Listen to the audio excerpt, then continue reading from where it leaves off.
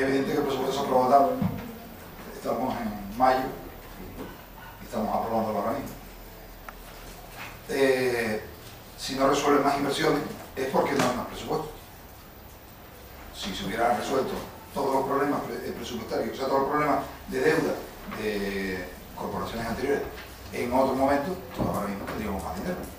Eso, 2 más 2 son 4. En cuanto al presupuesto de ingresos, comentaba usted instalaciones y obras. Instalaciones y obras se reduce un 16%, producto de una observación de una realidad.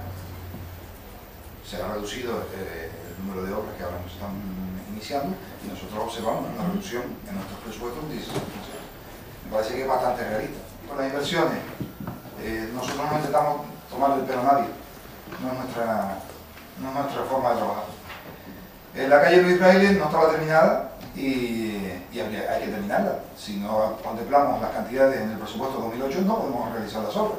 Lo mismo que con el acelerador de la Avenida Santa Cruz, etcétera, una serie de obras que usted comenta y relaciona que tenemos en el presupuesto, porque hay que hacerlas y hay que hacer frente a esos gastos. Si no lo contemplamos, no podemos hacer frente.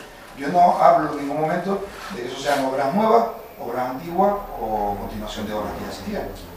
Simplemente ese gasto hay que hacerlo y tenemos que contemplarlo. Sería bastante irresponsable por mi parte no ponerlo en el presupuesto.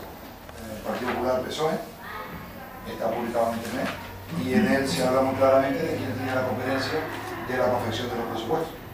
Si que quiere ser claro, es competencia de la Comisión de Seguimiento del Pacto. O sea que no entiendo yo sus comentarios, no lo entiendo muy bien, simplemente. Igual es que soy muy nuevo. Las actividades culturales suben el IPC, y lo mismo que sube en urbanismo. Exactamente lo mismo. No entiendo tampoco muy bien sus comentarios, si no les gustaban antes o no les gustan ahora, no lo entiendo muy bien. En cuanto a deporte, las actividades deportivas suben un 44% y las actividades vecinales un 20%, perdón. Eso no lesiona los intereses de mis compañeros, ni mucho menos. Sobre todo teniendo en cuenta que el presupuesto de urbanismo aumenta, perdón que le hablo con cifras, pero el presupuesto evidentemente económico.